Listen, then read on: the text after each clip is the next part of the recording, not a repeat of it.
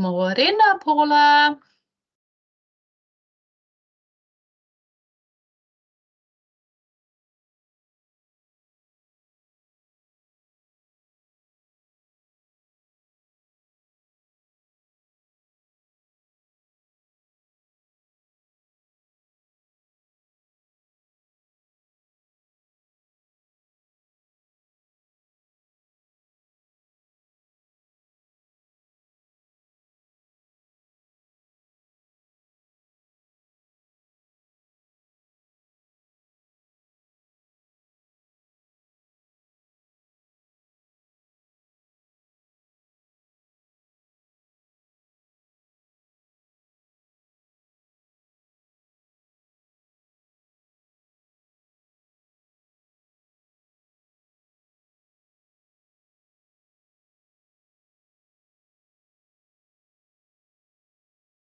We're not on mute, hey?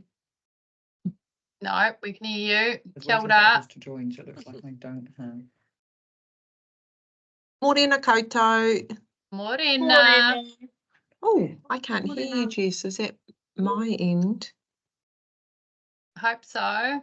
Can everyone else hear me? I can hear you. I can hear you, Yay. Jess. Meeting. Perfect. You can join with me if you like, Lena. Oh, bit of feedback going on. It's exciting. All right, kia ora koutou. We're going to kick off on time because love me a good timely hui.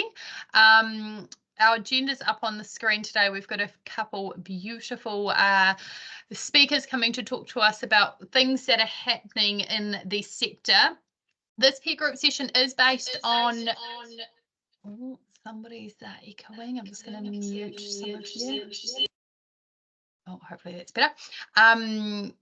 This is an opportunity for us to create a conversation around immunisations and have a little bit of a look at the landscape currently within the sector, to have a look at some of the things that are popping up for us, to have a look at some of the research that's currently been developed around immunisation, and then finally to wrap up, to have a bit of a think about how in general practice we can support immunisation uptake. And there's some really awesome stuff that is happening across our sector on immunisation. So I wanted to create an opportunity for us to share some of those learnings, to have a bit of a collegial conversation on that. So this session is recorded today. We will have it available for people to pop in and to view and to look back on and reflect on and learn on. So we will just letting you all know that it is recorded. And what we will do is we'll open us up with a karakia and then we'll hit straight into our agenda. So starting us off with karakia.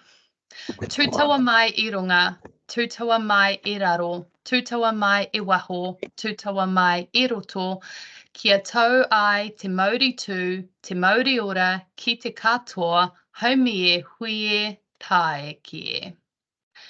For those that don't know me, I'm Jess Morgan-French. I'm the interim CEO at Collaborative Aotearoa, and it's an absolute privilege to bring you all together to have this kōrero and this discussion. So really looking forward to today. In terms of whanaungatanga, what we will do is if you can just chuck in the chat who you are, where you're from, and maybe a little bit of your connection to immunisation, whether that's through clinical practice or through system design or service management or whatever it is. It would be nice to know what your relationship to immunisation is. So we'll use the chat function to work our way through whanaungatanga for the day. But on that note, I'm going to hand over to our team at Te Whatuora. I think we've got a few people coming to kōrero to us about the current landscape, and also I hear that there was some extra funding announced last week, so we might be able to have a little bit of a kōrero with you about that. So over to the team from Te Whatuora. Alana, are you kicking us off?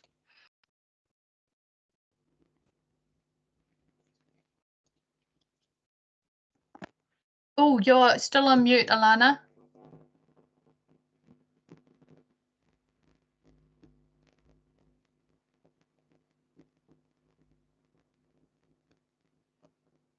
Is that better?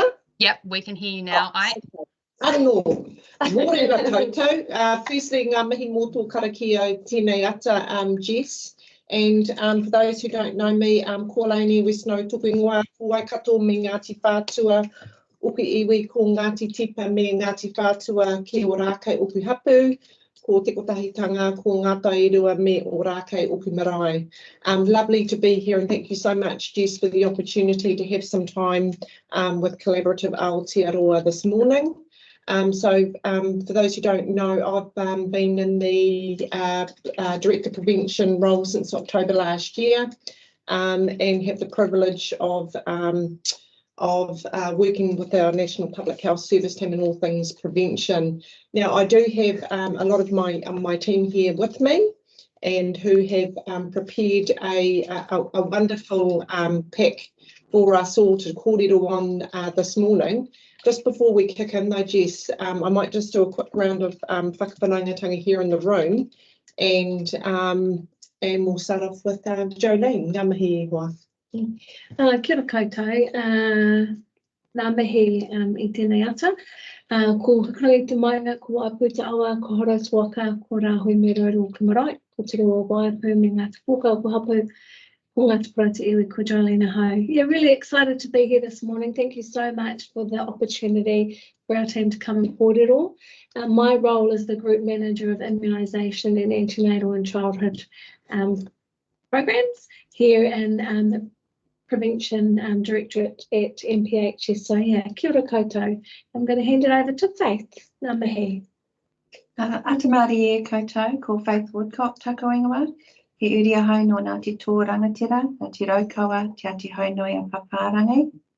I'm a Principal Advisor in the Immunisation team in the Prevention Directorate. My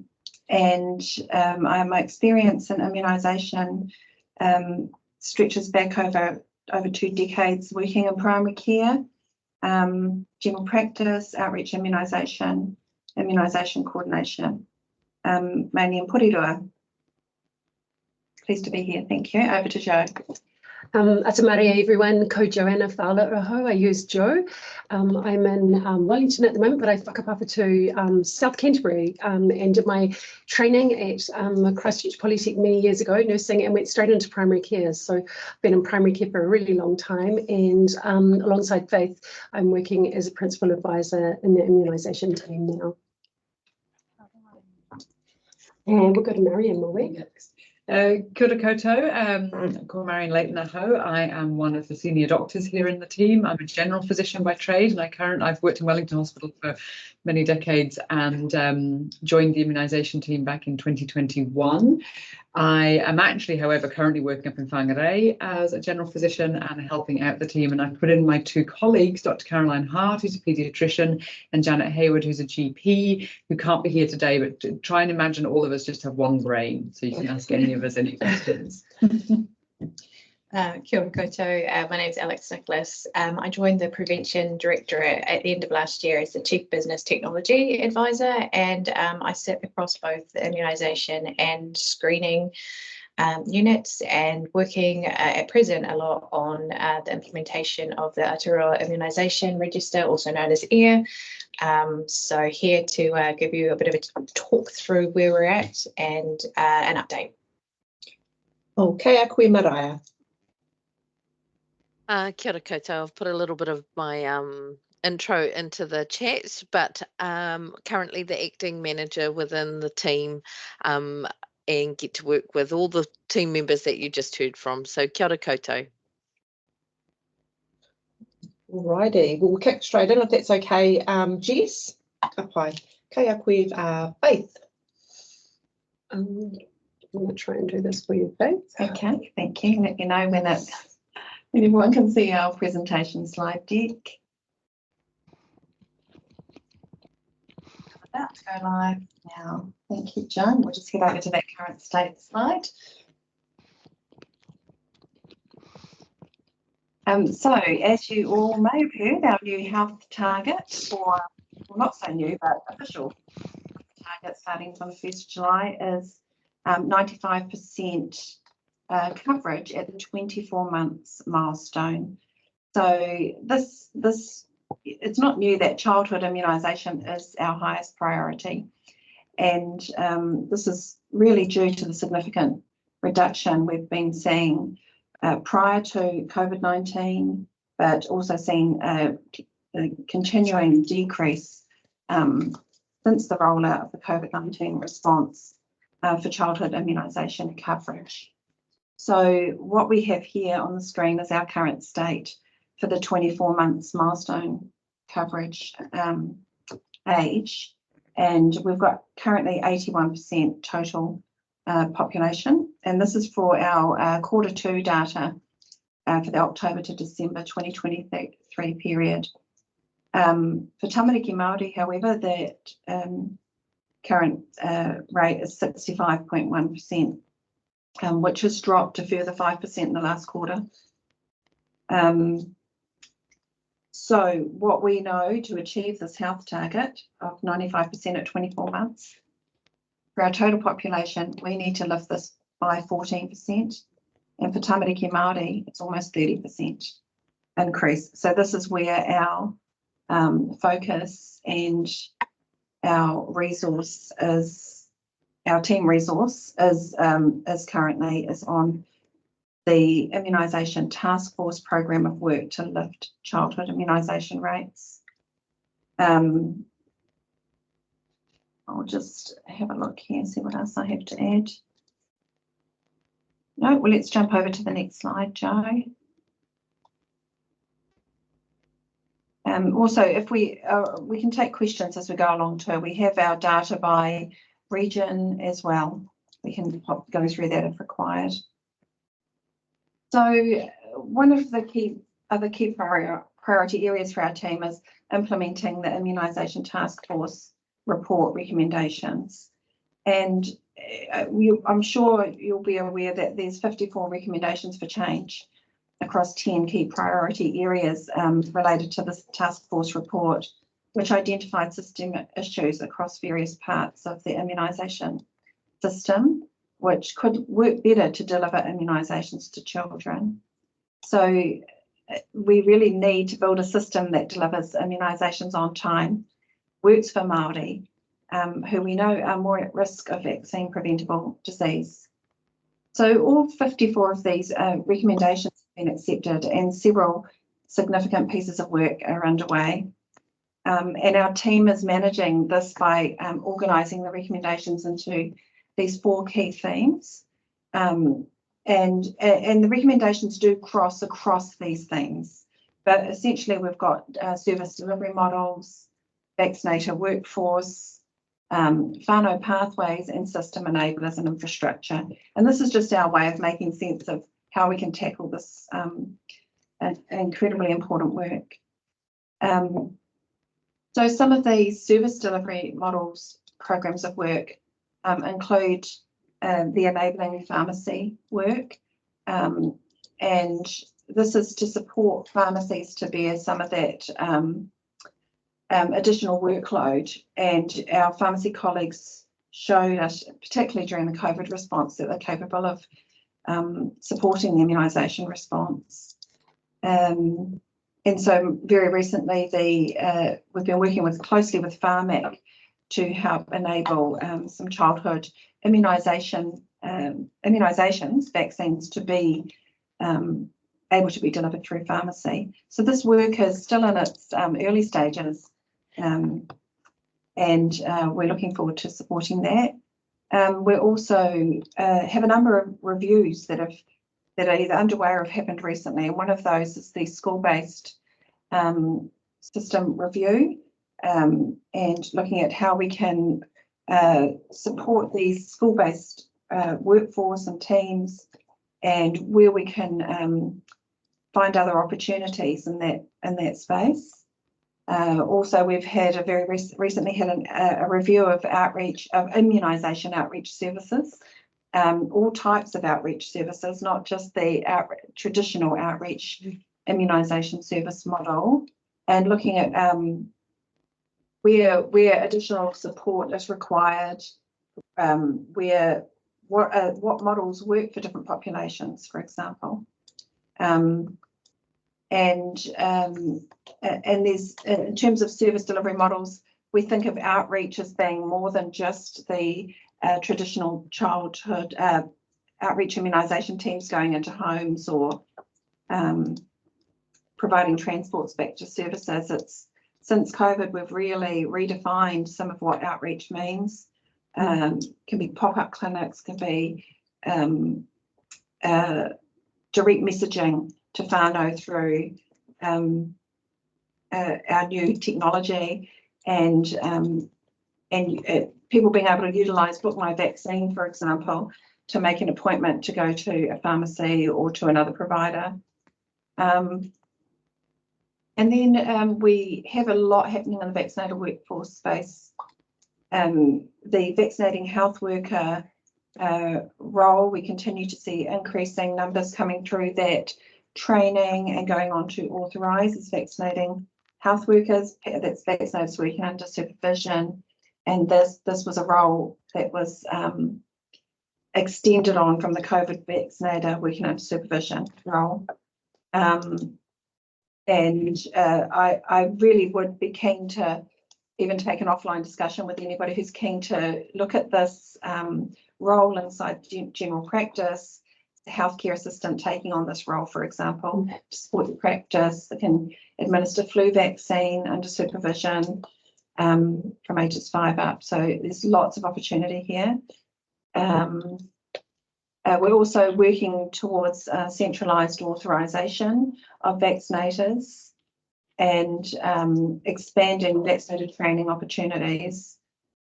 The whānau pathways work includes a significant piece to enhance national newborn enrolment into primary care. And so with the change, and I think Alex might touch on this a bit later, but the change from the National Immunisation Register to the Aotearoa Immunisation Register, we needed to find another solution for how the newborn enrolment process that sits outside of the NIR. So this now happens through the enablement of another tool called Whaihua.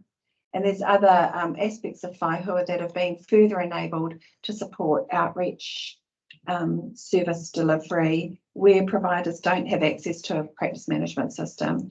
So quite a significant piece of work there. We also have a continuing work to enable data sharing agreements with providers that support often around sort of the edges of immunisation, like working to support people to get to a site to be vaccinated, and that particularly with Hawara Māori and Pacific providers. So we have a large number of data sharing agreements in place to support those providers to do that good work. And then on to system enablers and infrastructure.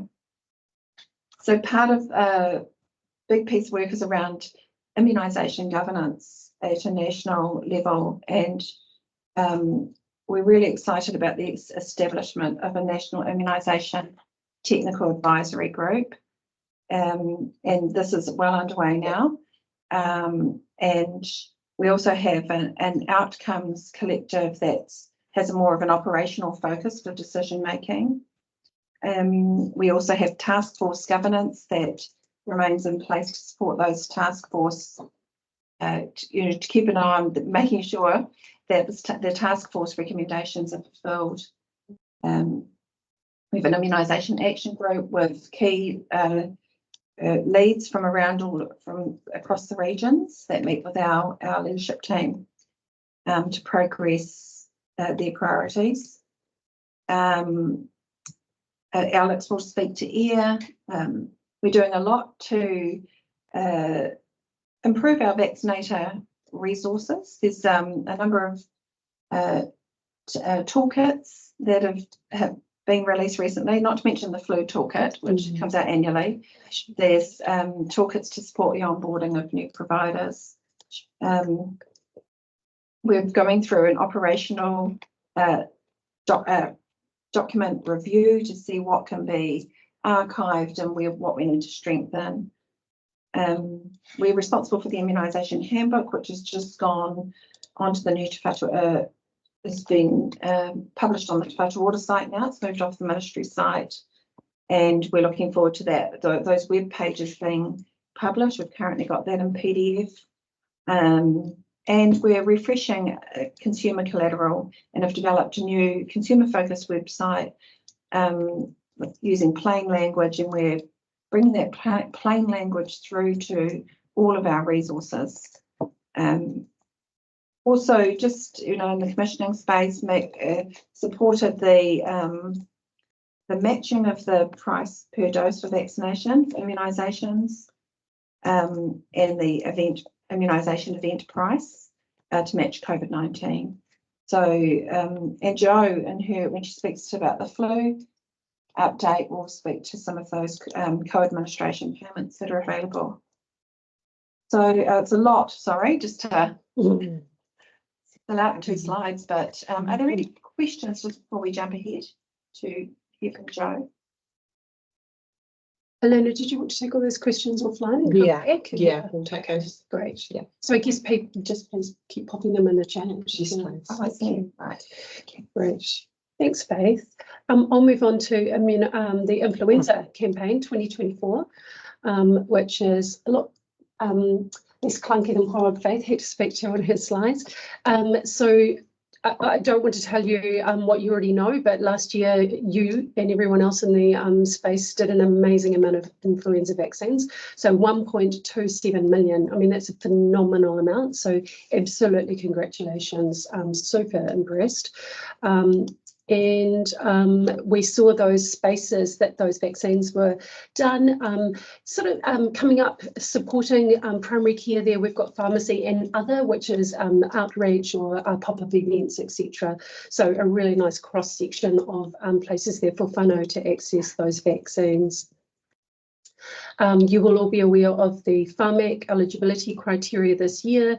So we've got pretty much the ones that we've had, this year, just noting that pharmac haven't continued to include the temporary funding they had for all children, all tamariki under 12 years old, and also Māori Pacific from 55 to 64. That was some money that pharmac had left over from the COVID response, which was used for those temporary eligible criteria, so not included this year. Just noting that the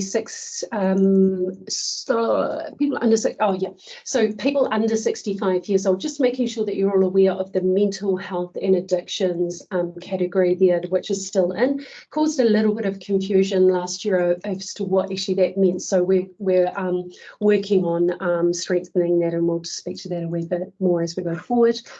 Criteria funded by Te Whatu Ora, so Health NZ. We've got our Te Whatu Ora employees, so our Health NZ staff working in hospitals and disability service, etc. And a lot of this will be you, so the non-Te Whatu Ora district staff. So we'll talk about you getting your staff's flu vaccines funded again this year. Yippee. So our program goals, so this is goals that we've set amongst ourselves, so our program. So we're aiming for 75% coverage for those 65 years and over. We want to really look at the coverage in our healthcare and disability workers. We did see a significant decrease last year, particularly in our district staff. The figures aren't exactly really accurate because it's quite hard to get that baseline for those numbers of staff. However, we did still see a significant drop, so we're going to aim for 80% coverage for those staff members, and also we want to see an increase in absolute. So all of this I guess would include you guys, so health and disability workers that aren't employed by Te Whatu Ora Health NZ. And then we also have some lovely objectives, a little bit hard to measure, so we're just putting them as objectives, and we're using our work that we're doing to work towards these. So we want to be able to offer influenza vaccine to children. Oh, thanks, Elaine. Leisha's just brought in the lovely toolkit. She must have heard me online. Isn't it fantastic? I'm going to show you this in a minute. Wonderful, isn't she great? So we want to make sure that our children that are aged between 6 months and 4 years that have had the respiratory illness, and so they've been in hospital. Now these kiddies may actually go on to be totally well. So I'm talking about kiddies that have had an RSV infection, bronchiolitis, an asthma exacerbation that have ended up in hospital, but are sort of not really on your radar. So we want to make sure that they get offered that vaccine because they are eligible to have that funded vaccine. Obviously our hapu mama, our pregnant people, we want to make sure that they get their vaccines. And then also we want to really focus on all people that are discharged from hospital that might have an eligible condition. We want to make sure they're aware of being able to actually, how I get my vaccine, can I get it in hospital? Can I book online while I'm in hospital? Can someone support me? And also making sure that you guys out in primary care, when you see the discharge letters, that you can go, oh, this person's got epilepsy, I need to make sure they're on their list. So those are some of the objectives that we're focusing our work forward. Our lovely administration payments, co-administration payments are continuing last year.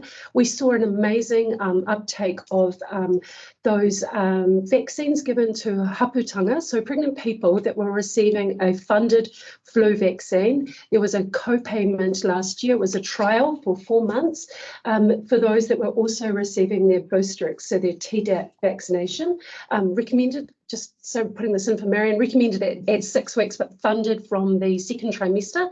And it is better to get that within that second trimester. But if you've got someone that's missed out, please take it through to the third trimester. So we're continuing that co-payment, which taking it right the way until the end of the flu season this year, because we really, really want to focus on this group. And we really want to focus getting dose 0 for the pertussis vaccine into our pipi, so before they are born. So we're referring to that as dose 0. And our lovely influenza, funded influenza and funded shingles, that co-administration payment is continuing. And just a reminder that the COVID-19 payment is standalone. So if you're giving a COVID-19 vaccination, you will receive funding for that. And then any other vaccine you're doing on top of that, you'll receive that additional payment. So it's not a co-payment, but it is just noting that those are quite different payments.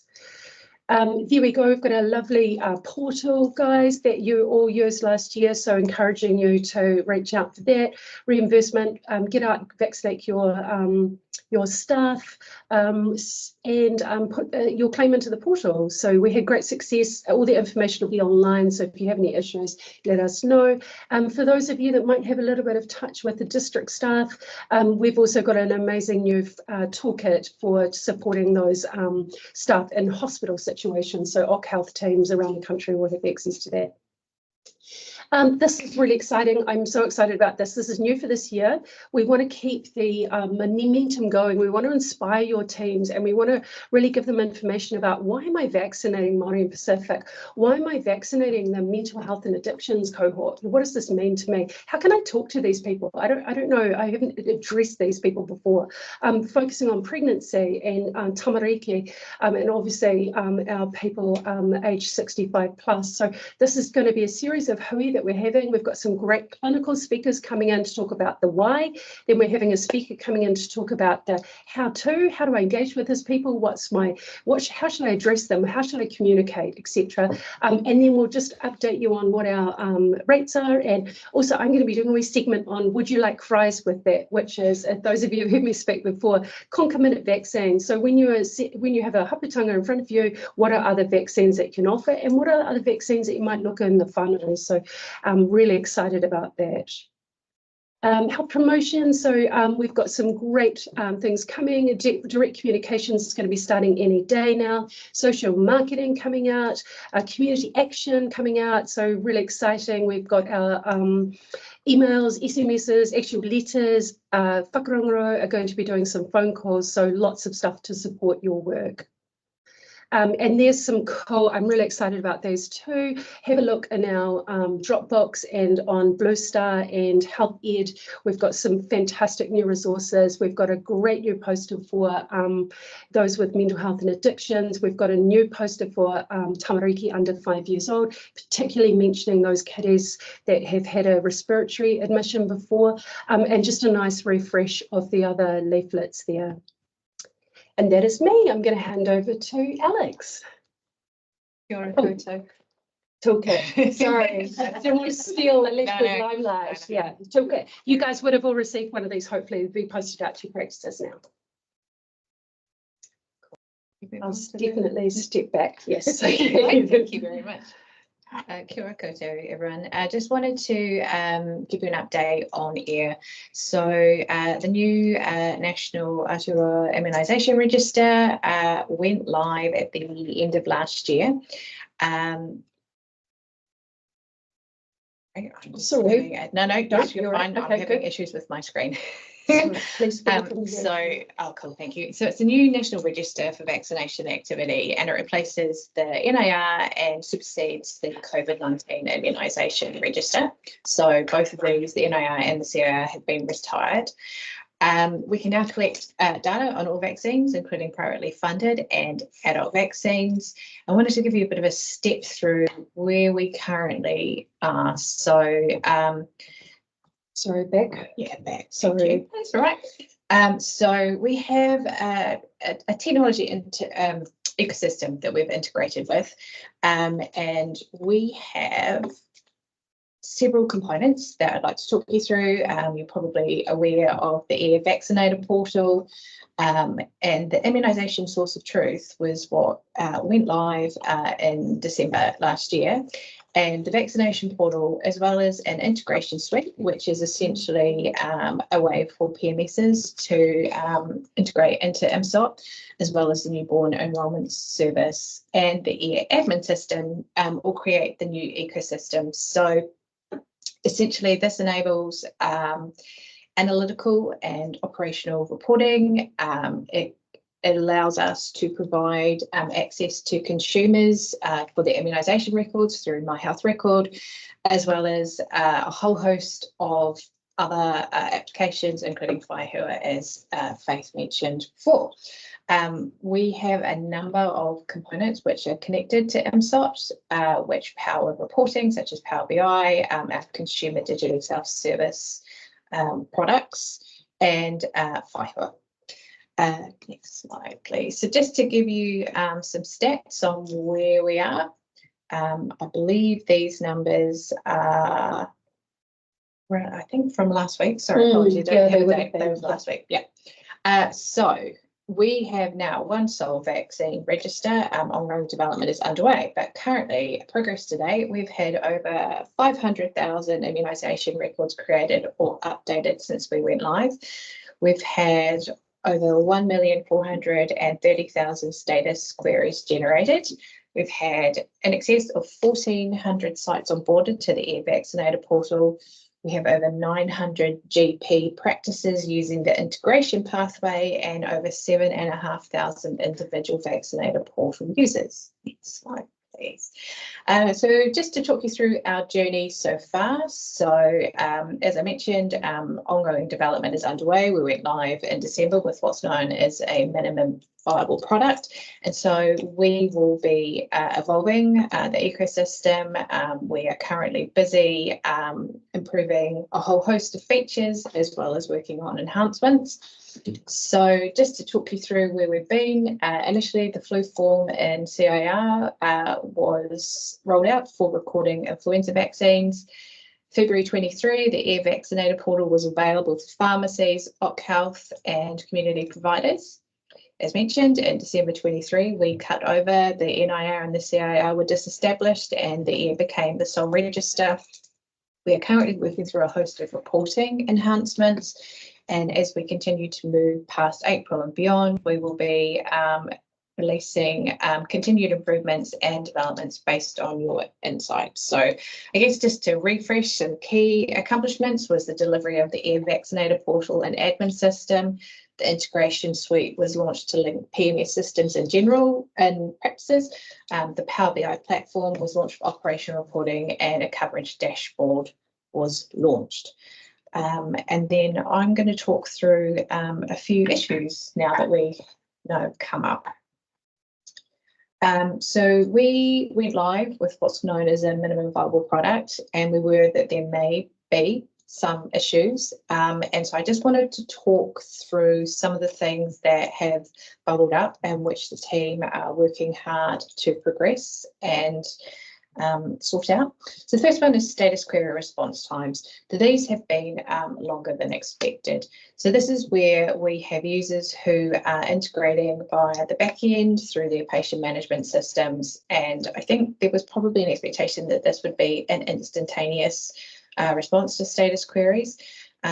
Because we are integrating with a complex technical ecosystem, there are things that are sometimes outside our air world, and so we are working to address performance issues with PMS vendors. We've communicated practices on what they can do to ensure everything is set up correctly and working at their end. So if you are having issues with your PMS system, we would, ask, not only to contact us, but to talk to your PMS vendors. We are aware of a small number of providers that have raised issues with payments related to the delivery of COVID-19 vaccinations. This stems from data errors, which means the record is unable to be matched correctly with the payment. Analysis work is underway to identify the cause, but we would ask that providers who believe they are being affected by this should contact the Air Service Desk. Actually, this morning had confirmation that it's affected a very small number, about 0.14% of all payments. However, if you think you've got an issue, please let us know. Vaccination history. So some users cannot see the vaccination they have administered in the Air status query. We are continuing to investigate this issue. It is a complex ecosystem which we are integrating with, and so there are a number of places where we are looking to see along the journey from the patient management system to our MSOC back end where the messaging may have got lost or stalled. And some of the reasons for this are around what we call match quality, where one of the, resulting implications is that when following up on overdue immunisation, some users are finding that these have already been given and are not matching correctly. So we're working on a range of solutions to address these issues, which is improving automated matching rules. Some users can't access the vaccinator portal to do community outreach or events for unenrolled patients. So we would ask that general practices who regularly do outreach work to let us know if they need access. A case must be provided to the service desk. Some users, in terms of outreach, can't see when other providers are contacting or engaging with Whānau, leading to duplication, and we are continuing to investigate this issue. We're also working with a number of different groups and engaging with the sector. We're very keen to hear feedback. We really encourage you to contact us, but we're also wanting to go out and make sure that we're updating you on where we're at and of the issues that have been identified, what we're doing, where we're at in the process of fixing them, and just sort of really wanting to communicate and talk with you. So this is just a high level detail of some of the different engagements we have over the next coming months. If there is somewhere that you would like us to go and talk to or engage with, please let us know, and I'll share the details of how to contact us in a moment. So that's and where to go for support. So there's a number of different places to go for more information.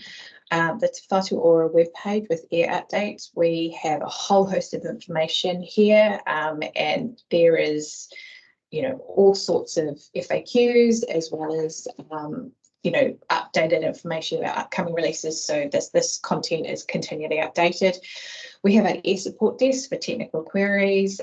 So please let us know via email, or you can go to the help using the air page on our website. And if there are any program related queries or feedback, if you want us to come along to any engagements or want to talk to us, then please reach out to the air engagement website. Thank you. Ka pai. Oh, thanks. Thanks, team, and I really hope that's been helpful, Jess and team. I've seen there's been a number of questions that have come through in the chat, so we'll take those offline and come back to the rōpū. And then also just thanks again for the opportunity, Jess, to be able to come and kōrero with you all. We're more than happy to be able to come back if that would be helpful anō. But yes, just get in touch. Yeah, kia ora. Thank you, Alana. I do just want to open up the floor quickly before we head over to Sam to talk about her findings and what her work is. Is there anyone that's got a question for the immunisation team that they would like to ask live? Just, you know, we've got lots of expertise from the Te Whatu Ora team on the screen, so feel free to take that opportunity. And while people are coming up with a couple questions for you all, can you briefly provide us a bit of thinking around the funding that was announced last week around the pre-call recall? I know that there's been a lot of discussion in the sector over the last week around the funding, and some providers I guess more enthusiastic about it than others. So how are you managing that as a team? How can we support from a change management perspective in that space? Personally, I'm registered at practice in Taitokoro, and the beautiful work that the immunisation team in Taitokoro have done around the messaging for tamariki immunisation is something that should be scaled across the country. They've worked out in 50 characters how to nicely remind you that you are overdue for your child's immunisations in a really culturally appropriate and sensitive way. So how do we support, I guess the pre-call recall space.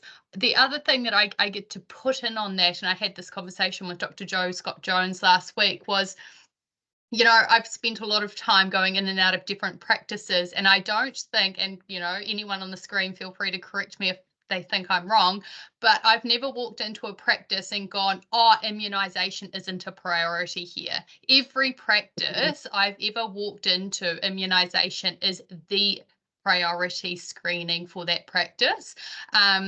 So I think it's something that we do have to manage quite carefully, because they're now going, oh, you're saying that we don't do pre-call and recall, when that's been our bread and butter for a long time. So how do we support some of that kind of messaging, and what is some of the feedback you've received in the last week, and how do we support, I guess, the messaging and the change management and the processes along the way? Oh, kia ora, Jess. So in terms of the pre-call recall, you're right, there's a lot of mahi that's going on in that space, and there's still a lot to be worked through. And so what we can do is we can send through an update to you. So in the first instance, Jess, and then also if there's an opportunity for us to come back into your hui, I'm not sure how often you meet, if it's a monthly hui, to be able to do a similar exercise in terms of providing a presentation on where things are at with pre-call recall. In terms of the messaging you've just shared, obviously in Taitokoro, that the 50 character messaging is working. We'd be really keen to understand what that looks like, please. So if you could share that with us. In our heads, you guys know this is your bread and butter. This is what you are doing on the daily. So your support for your support with us to let us know what works is really, really important here. So yeah, but please send that through, Jess. I'd be really interested to understand the 50 character mahi that's going on in Taitokoro, please. Yeah, I will definitely share that. I will share what I've received as a patient around my daughter, and I'll try and connect you in with someone in Taitokoro. I think it will sit with Koha's team from probably Kahu Taurima, and it's sitting in that space and the work that happens in Taitokoro. But I'll try and find the right person who's responsible for all of the messaging. But something that I'd love to be able to ensure that we share nationally, and obviously there's going to be different changes regionally, district, and depending on the community, but if we, you know, it is quite hard to nail that 50 character thing. So if somebody's done it and you can you know, copy and paste it and take their learnings, that's helpful. Has anyone got any final questions for the team, immunisation team at Te Whatu Ora? Cool. Please reach out to us, Jess, even outside our hui, please. Absolutely. And yeah, we'd be more than we'd be grateful to have some more time with you all as well. Aye, For sure. Thank you so much for coming along. You're more than welcome to stay on and listen in to Sam take us through her mahi and what she's doing. You might find that insightful, so feel free to do that. Otherwise, yeah, ngā mihi, kia koutou, we will definitely remain in touch and connected. And apologies, Sam, we're a little bit running late. There was quite a lot of content in that first section that we wanted to make sure we did get through. But over to you to introduce yourself to the rōpū and to share with us some of your mahi. Thank you. So kia ora koutou, I'm Samantha Marsh. I am a Senior Research Fellow at the University of Auckland in the School of Population Health. So my background, sorry, I should move this down. My background is really around just child well-being and communicating with families and how we can use attachment and relationships as pathways to behaviour change. And then at the beginning of last year, I started this job with Nikki Turner up in general practice and primary healthcare. I'm not a GP or anything, I'm public health. But this was part of a project that Nikki got $10 million for with Flu Lab, which is a philanthropic group in America. And we are doing a whole lot of research looking primarily at flu and flu in the post-COVID world, but vaccinations, immunisation has come into it a lot. And I can tell you a little bit about some of the immunisation specific stuff that we've been doing. Last year, I also started the Immunisation Coverage Research Network, which is IMCOR, and that is, I think there's about 45 of us now, and it's a group that meets every 3 months to just discuss what's happening in IMS in New Zealand, but also we're trying to create a pathway from what's happening in the community all the way to policy and decision makers, because in research we're quite slow in knowing what's happening and then very slow at getting what we learn to the people that need to know it. So always looking for new members. Feel free to email me if it's an area of interest. And so Amy Chan was going to talk today on our study that we did around a discrete choice experiment. And so she said I didn't need any slides, so I haven't made any slides, so you're just going to have to listen to me talk, sorry. So I can give a little overview of that, and then I can talk about our other research that we're doing, if that's of interest to you guys. So the discrete choice experiment, so that is when you are given two options and you have to make a choice about what you would do in a situation. And so we did this around vaccines. So keeping in mind this is around COVID times. So we weren't talking about a specific vaccine, but obviously that did influence how people responded. So we had 611 people who completed the experiment, which is actually pretty good because it's actually quite a grueling experiment and frustrating for people, because we had 13 attributes like risk of severe adverse effects, accessibility to vaccines, things like that. And then they were presented with different levels of, whether it's 10% risk of severe adverse events or 0 point whatever. And then everything had to be compared to each other. So it was quite an experiment. And we also looked at vaccine-related conspiracy beliefs and how that impacted on what people thought. So the main finding from that was that the top 3 attributes that people said were important when considering getting vaccination was risk of severe adverse effects, vaccine effectiveness, and duration of protection. And then at the bottom of the list, we had route of administration, place of origin, and development time. But when we looked at the people who had higher levels of conspiracy beliefs related to vaccines, they were they were less interested in the effectiveness of their vaccine and more likely to be concerned about the development time and the total number of doses that you were required to get. So, I mean, it highlights the importance of how we communicate risk around severe adverse events and things like that. But I think it's important to keep in mind that a lot of these things aren't necessarily related to child vaccines. And we do see a big difference between, how people think and conceptualize vaccines and between COVID vaccine. And I'm assuming that most people had COVID vaccine in the front of their mind when they were answering this survey. So does anybody have any questions about that before I move on to other research that we're doing? No? Okay. So we've got a variety of other funding as well. So one of the things, and I'm sure you've all heard about, is the VBAT, which is the Vaccine Barriers, I think it's called Acceptability Tool or Acceptance Tool, Assessment Tool. But it's basically we're validating a tool which is a short form and long version to explore people's barriers to getting a vaccine, with the hope that we can implement it over years so we can see changes in people's attitudes towards vaccines in New Zealand. So that's been currently validated in Māori participants, and I think they're doing some work in Pacific as well. So that's not my area of work specifically, so I don't know all the details, but another study that I'm involved in, which is a Cure Kids study, is PEPI enrolment in primary care, which has been identified as a major barrier to on getting children vaccinated. So we ran a survey of healthcare professionals involved in enrolment and PEPI enrolment, and we also interviewed them, and then we did some whānau focus groups as well to discuss and explore what they thought of the process and what we could do to improve it in New Zealand. One of the key outcomes of that, first of all, Ngāti Porou and Gisborne got in touch with us because they have some of the lowest rates of immunisation, if not the lowest rates in New Zealand, and they're really concerned about it.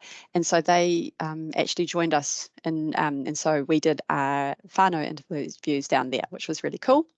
And one of the things that came out of that is this idea of perhaps running, and I think some places are already doing this, but like a day kind of, not workshop, but just a place where people can come and ask every single question they want to ask about vaccines, because often if you've seen a GP or whatever, there's no time to really explore that. So, and they would get to choose who the professionals that they talk to are and stuff like that. So we're hoping to maybe get some funding for that later this year too, and that would be with Hāpai. So they're our partners in that study.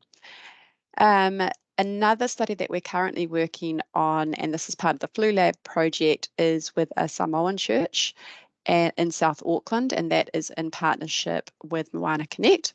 And we are looking at a health conference day. So they've named it Health is Wealth, and we've been doing, so those are our three partners, the church, the researchers, and Moana Connect, and we're all working together to put together this day, primarily around respiratory care, but also looking at health holistically and the importance of other illnesses in there. And so that's probably going to be delivered all in Samoan.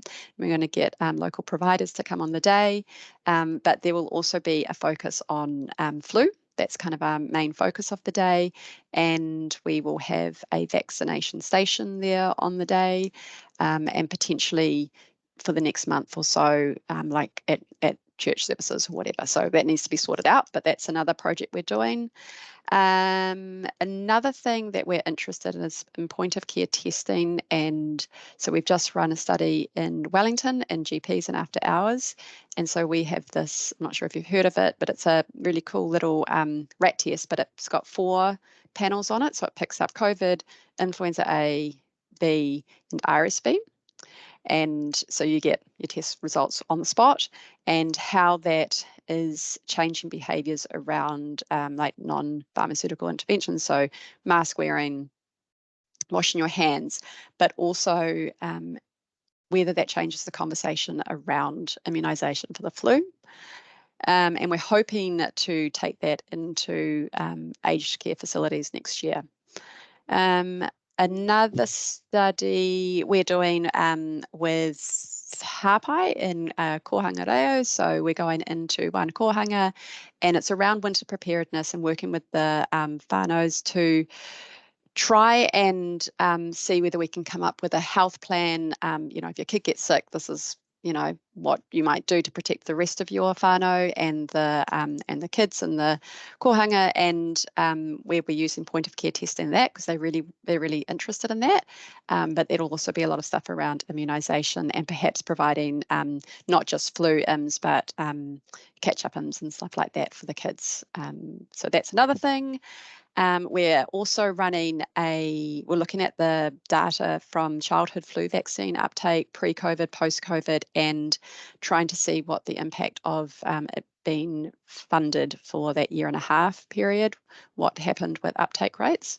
So we're currently doing that at the moment. And then we've also, as I said before, we've connected with Ngāti Porou, and we've got a grant in at the moment with them as well, and hoping to do more research in this area, particularly around immunisation down there. So I think that's kind of a brief overview of where we're at with research, and there's other things, and we've got other groups as well. We're doing stuff with refugees with Dr. Nadia Sharania in AUT and things like that. But yeah, any questions? There's one question in the chat for you, Sam, around Yes. getting the results around the PEPI enrolment project. I think that's something that we're all quite passionate about in general practice. Right. We understand Yes. systemic issues there.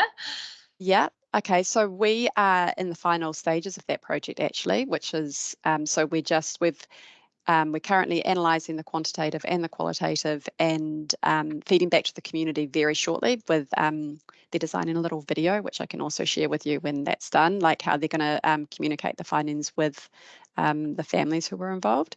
But I mean, should I send it to who? I'm happy to send it to whoever. So if you just let me know when the findings are available, I can send a summary. But we're also working on publications at the moment, and I can let you know when they come through.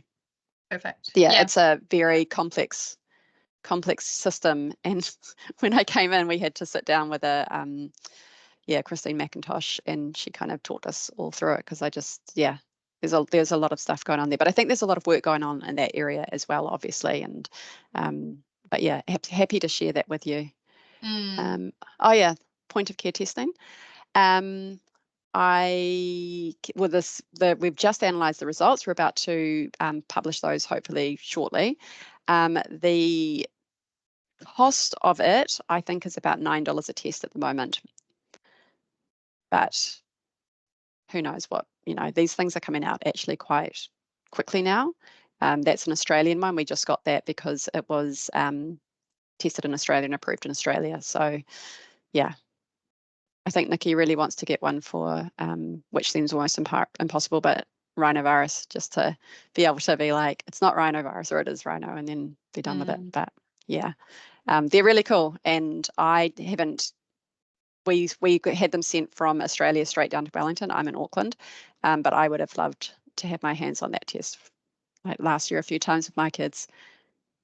Yes. Yeah. Lovely. Morena kia koutou katoa, mihi ana kia koutou. Mihi ana kia koe, Samantha, mō tō kōrero, mō tō whakaaro I tēnei ata. And so I just wanted to make special acknowledgement for both your presentation and, it sounds like the hard mahi that you're actually doing. And while you talked about, I think, was it $10 million? I mean, $10 million doesn't go a long way, when we really do think about it. So I wanted to make special mention. I mean, the research, the data, but in particular the partnerships that have been gained through doing this. I mean, that's the important component, I think, that I can see come through. And like even the way in which you kind of stretched out into our kohanga, into our general practices, into aged care facilities. Again, that's another area in which we're working in. And I guess, amongst other things, I just wonder, with the participation in some of the areas, are you looking at what voucher enablers can do in terms of an increase in uptake in any of the areas of promotion or even a completion of service being delivered? So in this case, flu vaccination or childhood vaccinations. Is that something that has come through? Okay, first of all, thank you very much for that. So are you talking about providing like an incentive by voucher or a voucher? Yeah.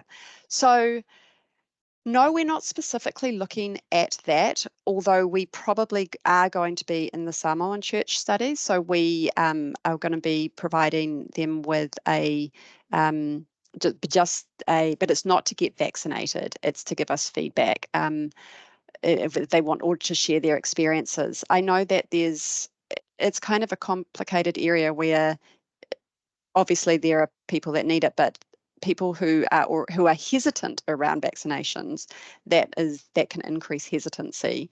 I know that much, but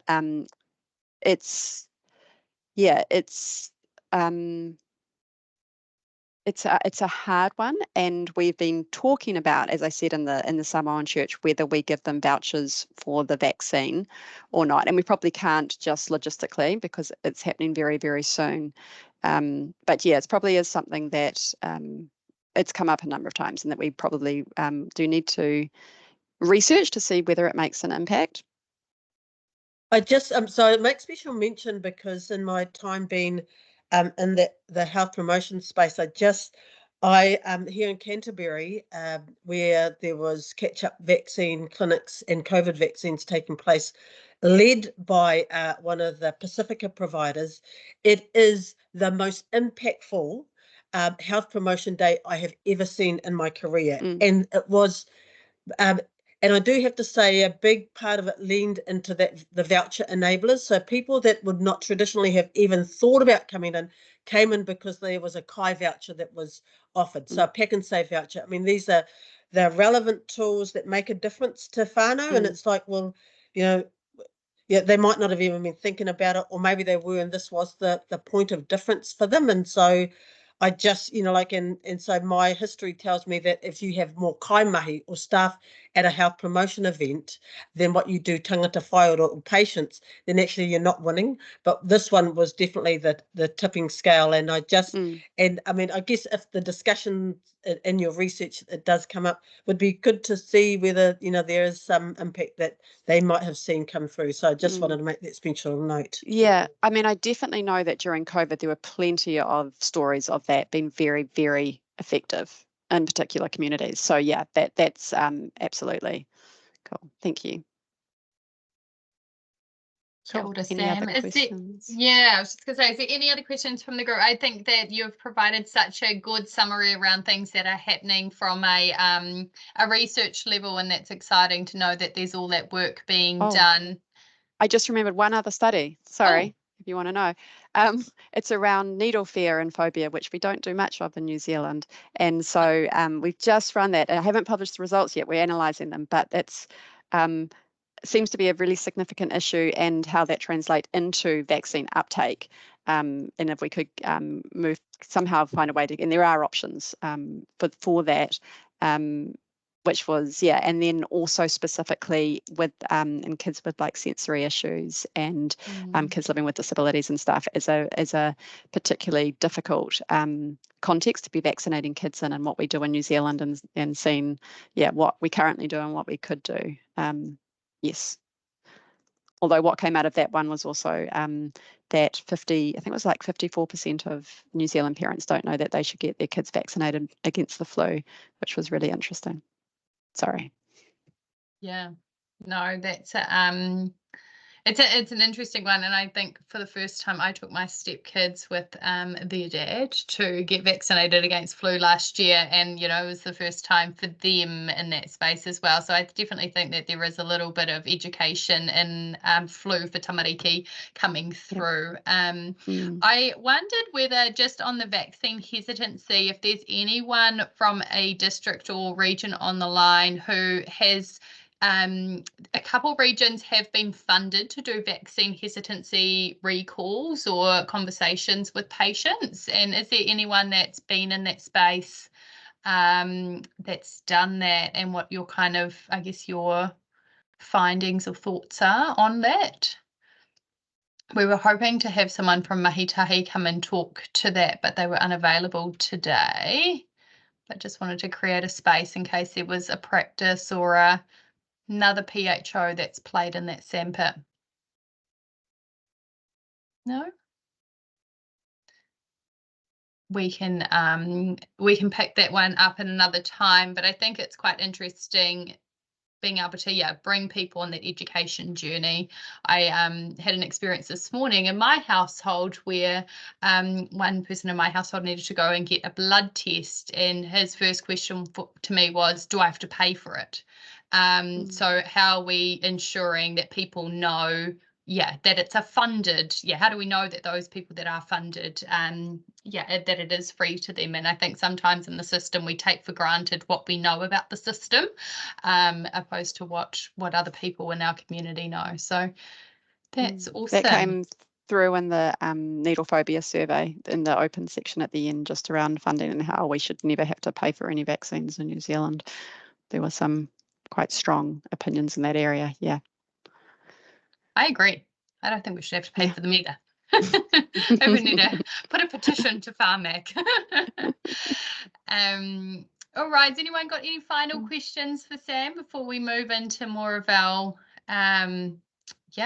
implementation kōrero? No, it's great to have Thank you for here, having Sam. me. Yeah, no thank you for having me. Sorry, hi. Kia ora, it's Joanna here. Just a quick question to Samantha. Just out of interest, how much info have we done when creating positive messages about vaccines? And it's because our young people have said there's so much negativity out there that should we be spending more on like TikTok and providing more positive messages and quick, snappy? I mean, what does our research say? The research doesn't say anything. It's nobody's done it. I 100% agree, and we have been talking about this, particularly with Moana Connect, with Pacific.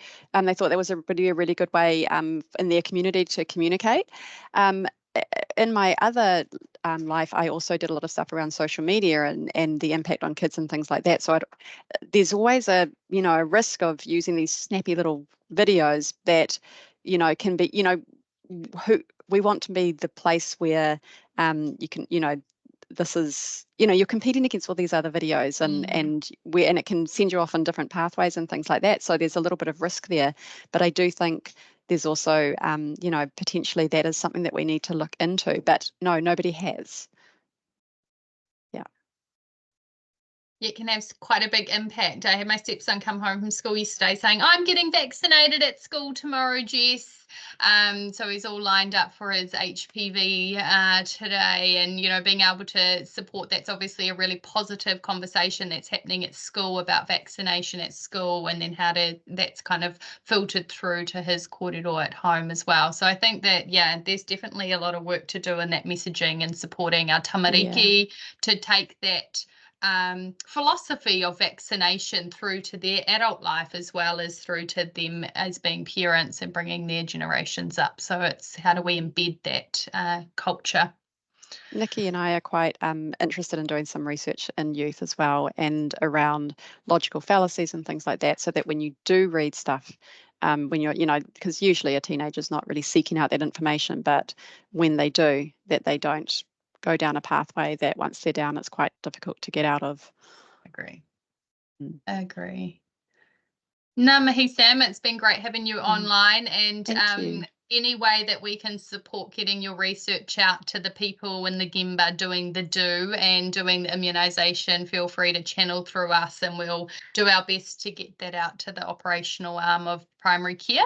But it's wonderful. Great to know that there's so much work and research being done in this space, and appreciate your time coming along today. Thank you very much for having me. And just anybody that wants any more information about the research, just flick me an email. Cool. Thank you very much. Thanks, Sam. We'll circulate Sam's email out after the meeting with the AIR questions and answers, and the immunisation team's question and answers when it comes through. Right, I'm going to flick to Wendy, but before I do, I just want to put your thinking caps on now to think about all of the really cool things that you've seen, you've done in general practice over the years that's helped increase immunisation. So we know that there's been lots of different initiatives. Lovey just spoke to us about a really awesome one that happened in Canterbury, but what are the things that you you've seen that's been really successful across practices in increasing vaccination uptake and immunisation uptake. This is our opportunity to share those, to have a little bit of a conversation about it. Wendy's going to kick us off because she's probably been to more medical centres than all of us put together and have seen different flu clinics rolled out in multiple different ways with different approaches, and she's going to share with us some of her learnings around flu clinics specifically, but also all vaccinations and how she's seen that kind of role. So she's going to get our thinking caps on, and then we'll have a little bit of a free-for-all discussion at the end around things and learnings that you've had. So over to you. Oh boy, that was a bit of an introduction. Thank you, Jess. Hi, I'm Wendy Dillon, and I work at the Western Bay PHO, but I've had 15 years in general practice, and then I was a regional clinical manager and business manager for a larger corporate, looking after several practices, which involved a lot of innovation. And I'll just give a shout out to Joe Dickinson, who's online from Nelson Bays, who's been at the forefront of one of my innovations in the past. So it's just about how do we think about doing things differently. You know, I'm just going to throw on to, let's see if my PowerPoint actually works. No, it might not, and I won't waste time if it doesn't. But you know, the old saying of, if you know, always doing things the same way, is that you're going to always get the same result. And I think it's really important that we start thinking outside the square. So yeah, the old saying, if you always do what you've always done, then you always get what you've always got.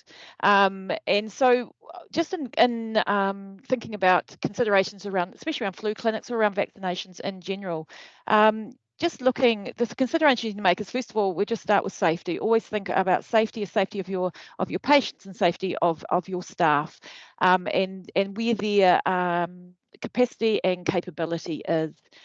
Thinking about whether you are using your full team to their full potential, right from your reception team who are asking at reception or doing those template scanning of who needs a vaccination, and is that conversation, you know, equip them with the words to have that conversation with patients of, would you like it today, and you know, even onto the phone. Are your GPs? Sometimes your GPs are seeing people, even with driver's license medicals, that if they know that they are going to be with that patient, that quite often they are prepared to give a flu vaccination at the beginning of a consult, and by the time the consult's finished, their 15 minutes, 20 minutes of sitting time has finished. So just having a conversation with your GPs about if they're comfortable to also give some flu vaccines. Of course, your nurses, using them, your authorised vaccinators, to where they should be used in their education, and also obviously in the childhood vaccinations. But bringing along your HCAs, I think the HCAs in this workforce is untapped. There is, I've just put a couple of links. These are links around the vaccinating workforce. You know, how they can get equipped to vaccinate as provisional vaccinators or under the guidance of their nurses. So we have probably tapped into this workforce the most.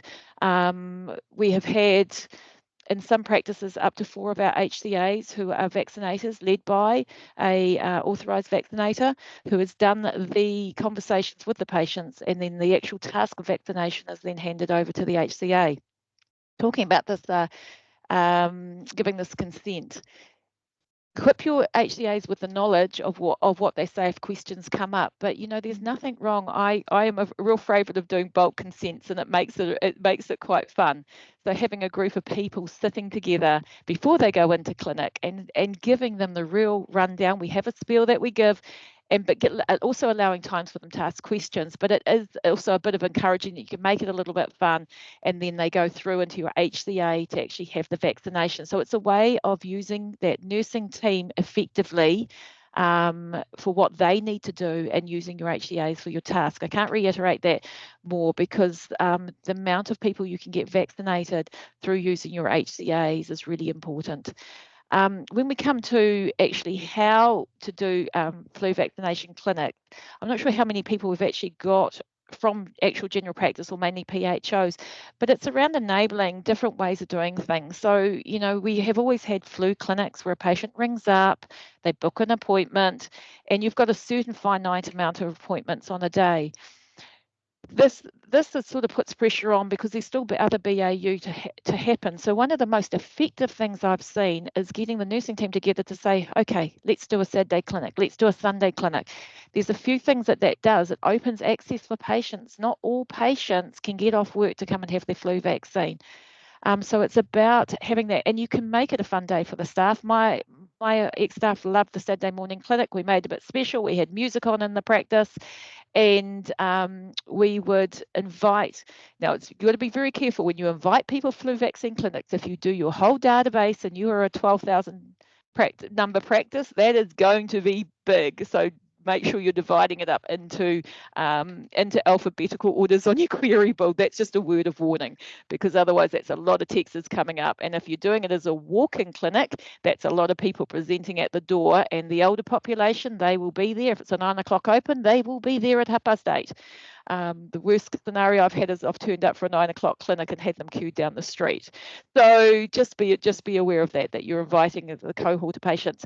If we switched to doing walk-in clinics, but what we did is we ran a booked clinic alongside. So we would have a Saturday booked clinic that we had 2 vaccinators working on, and then we had the walk-in side. Now those people knew that it was literally walk-in, and that they would be they would have to wait.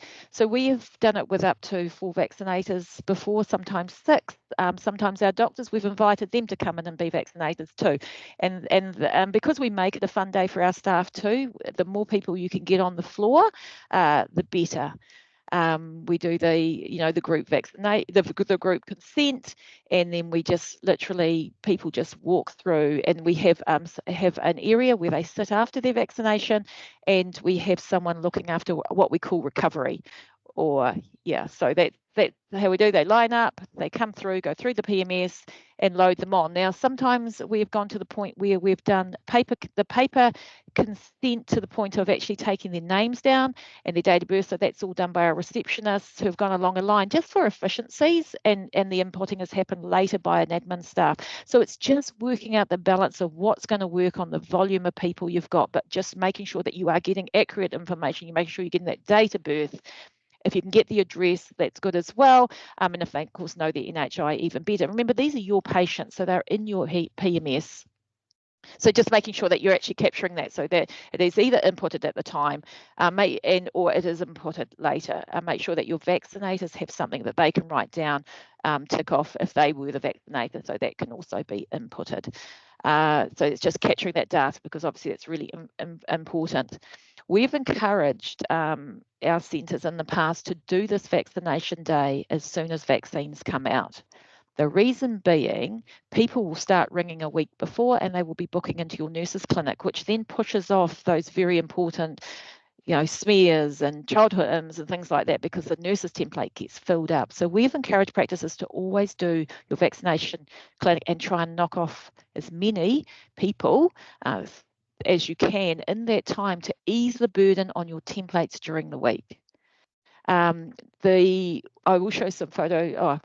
Probably should be able to show my photos because the PHO's not, my slideshow's not working. But one of the most efficient ways is either the walk-in clinic, where they walk down through rooms and out the other side, or a drive-through clinic. Now, the biggest drive-through clinic we did, in 4 days, we vaccinated over 2,000 people. So we had a line of 4 vaccinators. We had someone doing the consent, them driving up and being vaccinated, them driving over and parking in the recovery area, and then being let go. Word of warning, please warn your council if you're deciding to do this, because obviously traffic control was needed. Or it was the uptake was greater than we ever thought it would be. But the idea of them being able to drive through, some people may have car parks that you can do this on a smaller scale now, where you actually provide a drive-through clinic where they drive through the car park, and then you have someone consenting and someone issuing and doing the vaccine, and then someone doing the recovery area. So it's just working out what available resources you've got, what your available setup is, and think about how to do it differently using all of the team that you've got.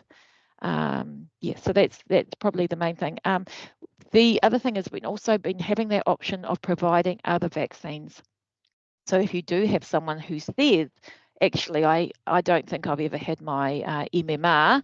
Obviously that's something you really want to grab.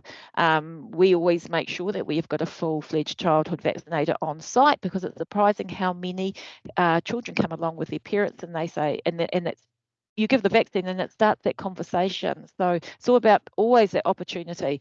So we always make sure that we have someone available that can take a family aside, have a conversation, and and vaccinate as appropriate. And probably most of our Saturday morning walk-in clinics have seen at least 2 or 3 families end up getting vaccinated as well for their childhood vaccine. So quite important that you still have that fully equipped childhood vaccinator with you. We had, this is in particular for flu vaccines, but we have run clinics at the local college around HPV vaccines using our clinic as the avenue for that. And the other one that we always used to run near the end of the year was a Menactra clinic for those going off to university, off to army training, hopefully not going to prison, because obviously that's one of the criteria that they can have a Menactra. So it's just about trying to do things on a larger scale to take the pressure off your clinics. Does that make any sense, or does anyone have any questions around that? I really want to make this as an interactive conversation, and others might have ideas on how they've done things. One of the things that I have noticed in practice in the past few years is, for a long time, we would go flu vaccines and we would order in a bulk lot of flu vaccines, and because we were the general practice was the only vaccinators, we got through those flu vaccines. Now for general practice, on a business side, we pay for those vaccines and we claim them afterwards. So it's now really important with our support of our pharmacies and community groups vaccinating now, that we encourage our practices to actually do a query build on what they did last year and order about 80% in the initial bulk of what they've done, and then top up, because the last thing that general practice can afford to have now is vaccines unused in their fridges that they've had to pay for and they have no way of claiming. So it's really important that we used to query build how many 65 pluses that we had and just order to that, but now it's moved, and the pharmacies they are really promoting their flu vaccines and things like that, and we do not want practices left in financial distress over having a lot of vaccines in their fridge. So that's just on a business side. That is something to to talk to them about as well. Is there any questions, or did anyone want to join in and have a conversation? Yeah, I'm hoping some people are going to turn their cameras on now. This is my little nudge to have cameras on, have a bit of a kōrero to finish off our session. I think that's a really important note to finish on. And we just saw in the Te Whatu Ora slides earlier the volume of pharmacy, vaccines for flu are definitely increasing in that space. So something to be very mindful of and consider. And just as you're talking about query builds, you can have a very strong equity focus when you are doing flu. So don't only recall your 65 plus, recall your Māori and Pacific first. So go forward and go, actually, these are our priority populations. We saw how low our Māori uptake is in vaccination at 24 months, and we know that that continues across the lifespan. So making sure that your practices are recalling Māori and Pacific first, creating that space, vaccinating them, and then going into the other population groups, but creating that really strong equity drive within our practices. We always have, we've always had one person working on those particular pre-call recalls for Māori Pacific on our query builds, and actually we've had one practice which actually just used to manage, who has gone out and they have got almost up in the 80 to 90% of the Māori population vaccinated by just ringing and having a conversation. So we tend to try and educate one of our healthcare assistants, one of our nurses, to actually concentrate on that cohort, and actually they are targeting that cohort alone while everyone else is working on the other. So, and that has been very, very effective. Kia ora. All right, I'm going to pick on some peeps. What are all your bright ideas for flu clinics, vaccine clinics? What have you seen that's pretty creative? Liz, have you got something to add to our conversation? Hi, sorry, can you hear me? Yeah, No, I thought that was brilliant, actually. Reminded me of the big COVID clinics that we used to run in the car parks down in the hut. Yeah, I think all of that's excellent information. Be good to talk to the practices about that, and just, yeah, keen on anything else anybody's got to add. Yeah, thank you. Kia ora. Gillian. Oh, hold on, sorry, I'll come online. Kia ora, I'm Gillian Boniface. I'm the immunisation advisor for Well South in the Southern region, and I've worked in the immunisation field for, as somebody just said, more years than most people. Some people have been, oh, excuse me. Actually, now I can say one of the questions that I was going to ask the team earlier, and I thought, no, I'll actually wait and take it offline, was in the lead up to the transition to air, we understood that the way in which they were pulling the data was going to be NHI based rather than our original load on at birth and take it from there. And so I'm curious and interested to, and I'll work with it, but I'm curious and interested to see what the data actually looks like, because there's been, and if you get into Power BI, you can see it like drops like a rock.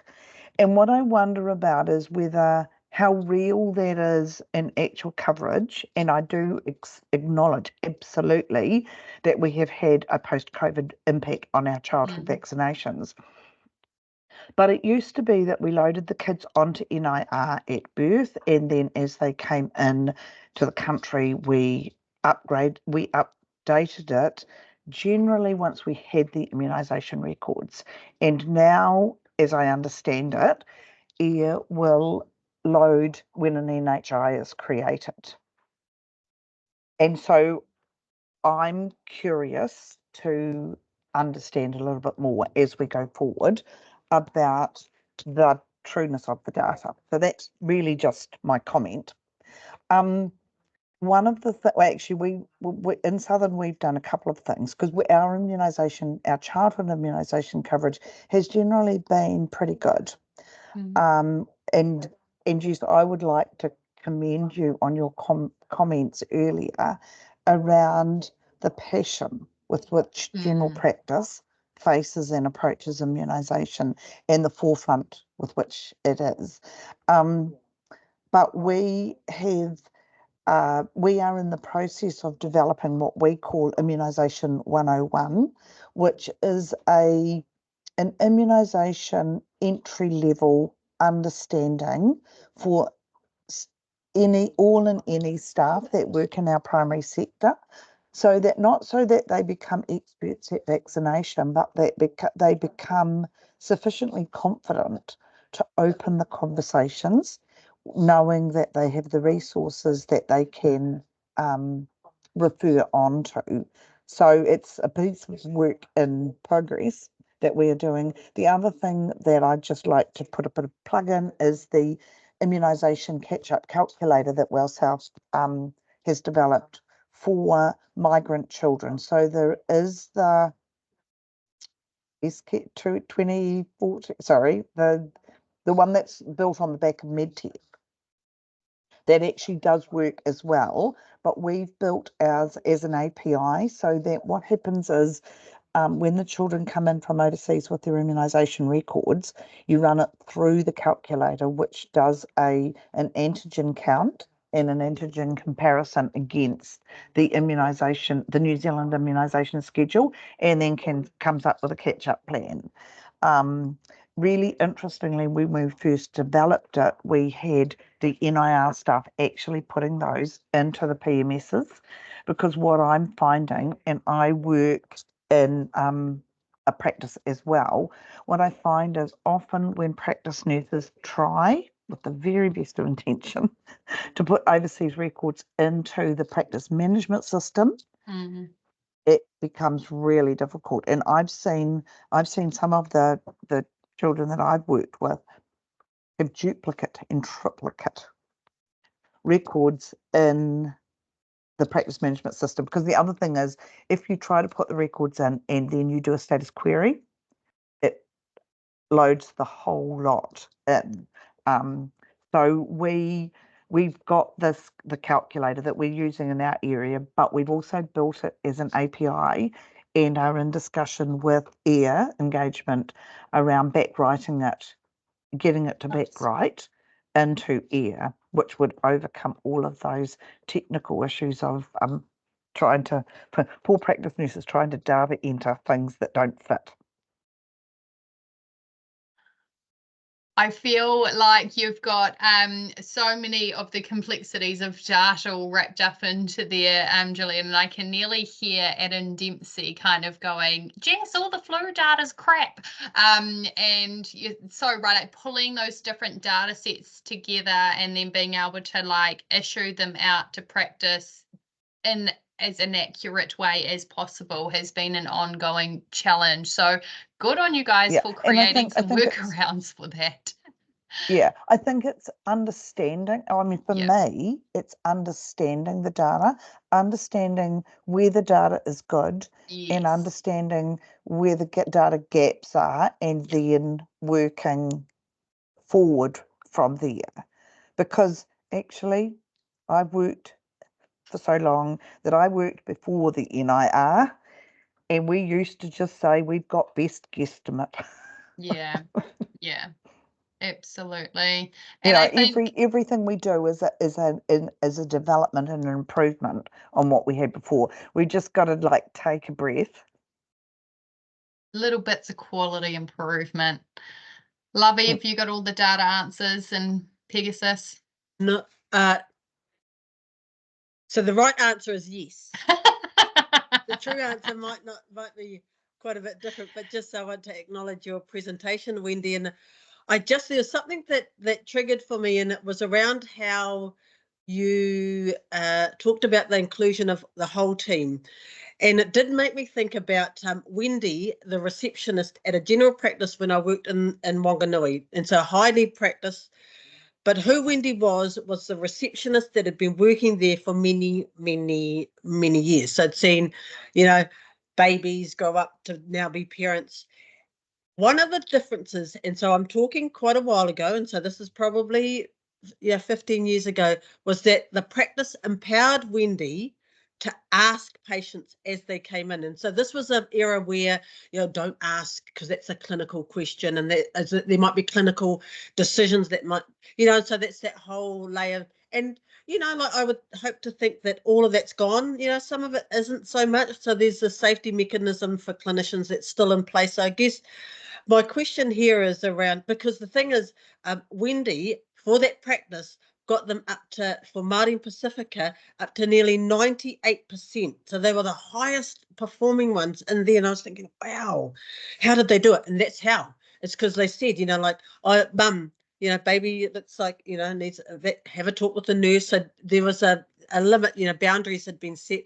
It was reminding when they go in the clinician, reminding the clinician. So all of that was taking place. And so I guess, in the time that you've been doing it, and like you've probably been in the sector as long as what, this other Wendy was, and that was the name. And so, I think, I think your receptionist, I have no problem with scripting.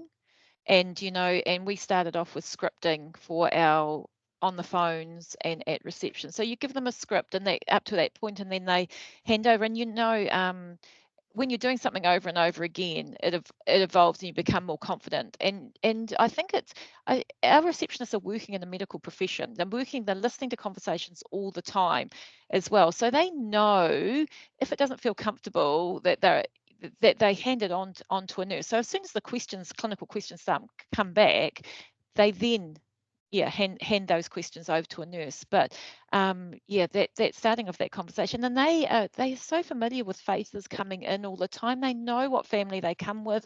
I think it's empowering your reception teams, but by all means start with a script if that's what is needed. Thank you. Absolutely. Like I just, whanaungatanga. the connection, the continuity of care, it comes back down to those principles that we need to really embed within our practices and lean on the continuity that we have within the practice. If that is the receptionist, if that is the HCA or one of our unregulated workforces, then absolutely leaning into that and sharing it. Something that's coming up quite a lot in my research that I'm doing, for those that don't know, I'm in the middle of my doctorate and it's in the data collection phase. And when I've been interviewing whānau, one of the things that I have been asking them is, what are the 3 things that you want your provider to do every time you go and see them? And a lot of the time it's things that they're wanting their receptionist to do, or they're wanting the enablers within the practice to do. So things like one of them shared an example about how their receptionist always books appointments for them in alignment with the ferry that they have to catch to get to the practice. So they make sure that the her appointment sits on that side. So she wants, you know, her appointments to be aligned with her travel needs to be able to create access for her and things like that. So I do think that our receptionists hold a really pivotal role within our practices, and to be able to empower them in multiple ways to support them to deliver care and improve outcomes is pivotal. It's really, really important. I'm going to pick on a few more people before we wrap up. Let's pick on Matt. What do you think, Matt, about immunisation in general practice? Can you hear me? Yeah. All right. So I am new to the healthcare sector completely. I've been here for about 2 months, and I come from an education background. So you know, I've been a teacher, and you know, what it appears to be is we're looking to shift a whole population level of awareness and understanding around the value of vaccinations. So you know, naturally, I sort of look at the education sector as an opportunity to establish that sort of grassroots awareness, knowledge, you know, with sound science behind it. Now, I don't come from a biologist or science part of the education sector, but it seems to me that there's an opportunity there for some content creation that can support teachers in that area and start to develop that sort of grassroots awareness. And it'll take years to filter through, but you know, we would be generating a populace that's more receptive to the science behind it. No. Thanks for your reflections, Matt. It's always good to have someone outside of the sector come in and share their views. When you've been in the sector for a while, your views seem to either be the same or be, you know, you become a little bit repetitive with your thinking. So I do love it when we get some colleagues from outside of the sector coming in with their fresh ideas and their different thoughts. Let's go over to you, Yvonne. What are you guys doing around general practice vaccinations and immunisation? Well, yeah. Well, Mark's going to speak first for us. There you go. Yeah, in my previous life, we managed, I worked for Primary Healthcare Limited, and we had 15 different sites at one time. Just pointing on one of the things that Wendy says, taking the flu vaccines out of general practice. More Medical in Inglewood, only a small practice, 1,800. Every year they ran the flu vaccine. They had the community hall, put on tea and biscuits, and ordered a large number of Easter eggs online. And so it was a real community event, and they got 80% of the flu vaccines done off-site, all in one afternoon. And with those rural communities as well, everyone stayed around for a chat afterwards. So the tea, biscuits, it worked really well. And one of our larger practices, we ran a Saturday clinic, but we just didn't run a flu clinic. We ran a flu and cervical smear clinic. And so over the day, we got something like 30 smears done as well. So it was, we got double bang for the dollar, really. So a couple of initiatives that worked well for us. We've tried to do evening clinics and things like that, but you do have to be a bit creative around that kind of thing. Eh? But the Easter eggs, they always ordered extra. So every time I went down, I got an Easter egg for a couple of weeks. So it was left over that needed eating. I can confirm we have quite often have a smear taker running in the back near our flu clinics as well, because it's amazing how many we can tap into. I was still trying to share I'm just seeing if I can share the photos, but I'm not sure if it's going to work. But I had some photos of the big drive-through clinic that we had, and it was just amazing. And by decorating the immunisation week, by actually being able to decorate the practice and get a real vibe happening, the kids are loving the idea coming in, and everyone seems to love a free gift.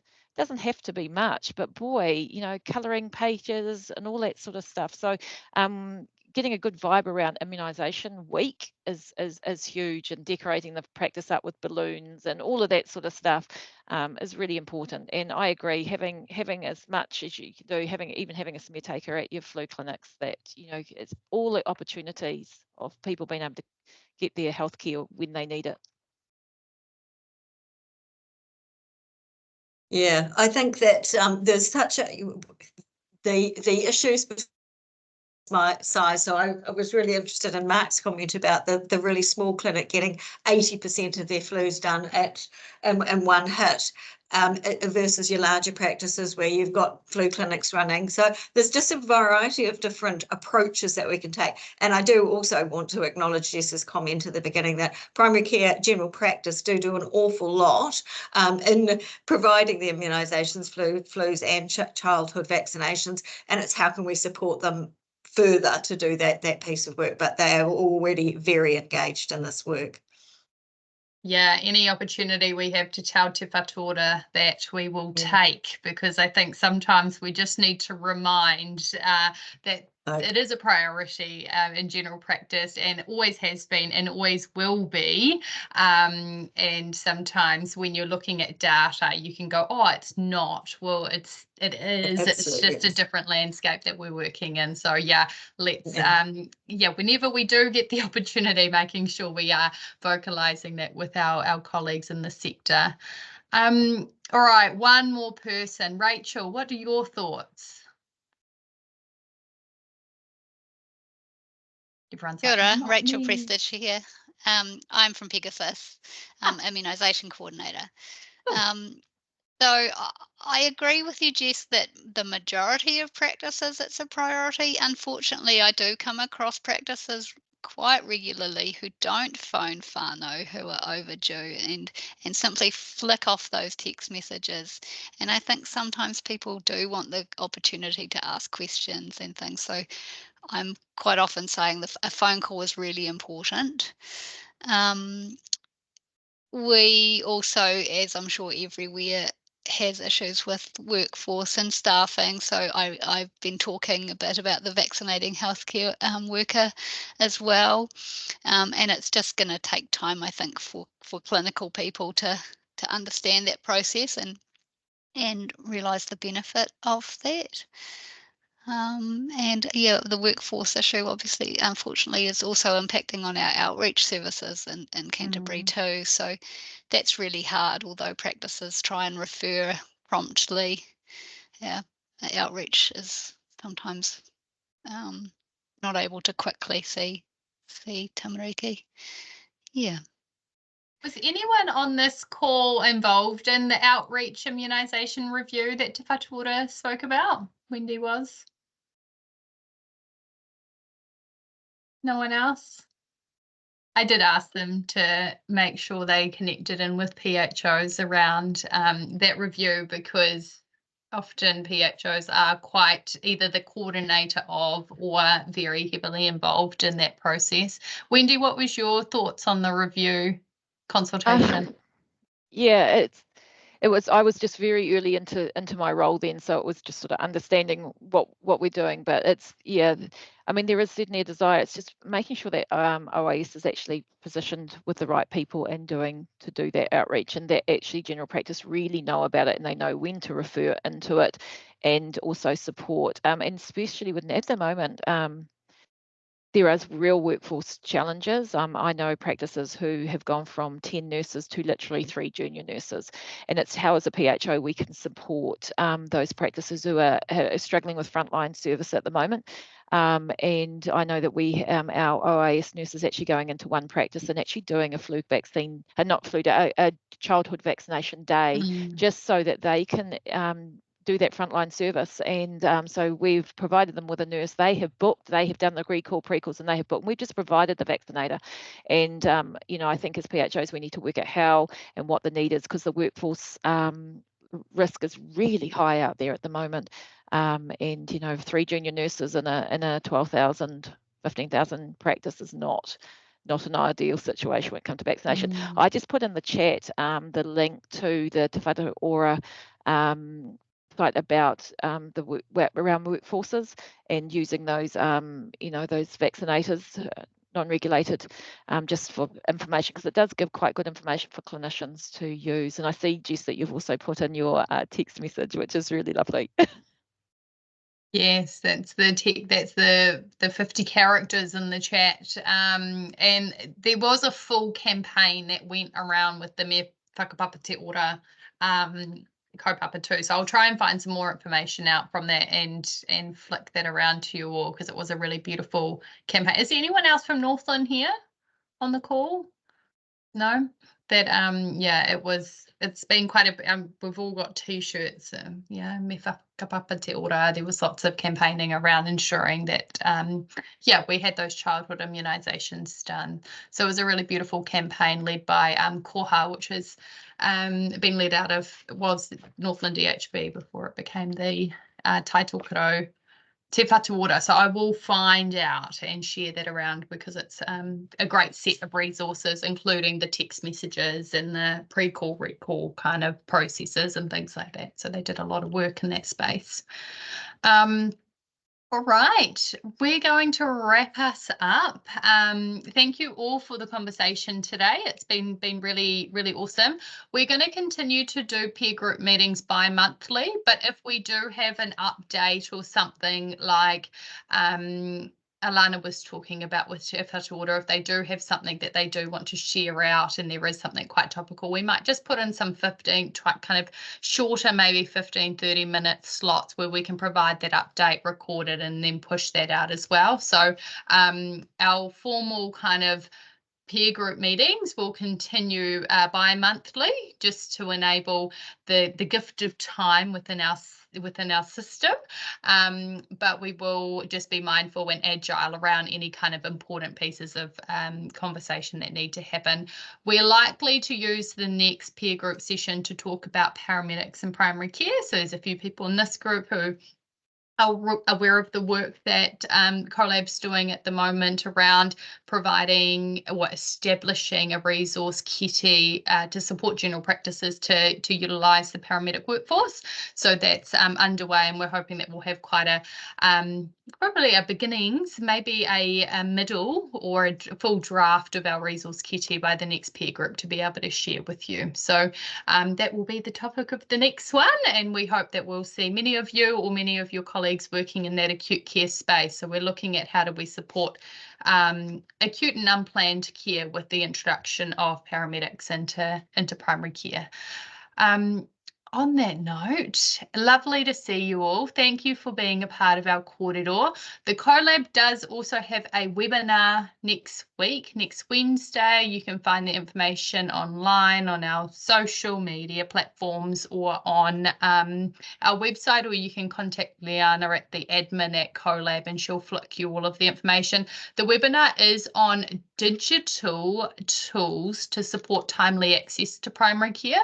So looking at how we can utilise technology to enable access. And we've got a couple of really awesome speakers coming to talk to us about what they've seen, what they use within their practices, but also how do we work with these new technologies to improve our flow, improve our service delivery, and improve our outcomes and our accessibility to practices. So that's next Wednesday. We'll also record it. That will be available outside of that time, but we'd love to see you there if that's of interest to you. So I'm going to close us out with karakia, and we will see you all next time. Whakamaua te kōrero, whakamaua te wānanga, whakamaua kia rangi nui e tu iho nei, whakamaua kia papatua nuku e taku tō aki nei, whakatina ki te tumu o te maramatanga kia tina hui taeki e. Ka kite koutou, have an awesome afternoon, and we'll see you all again soon. Hei kona.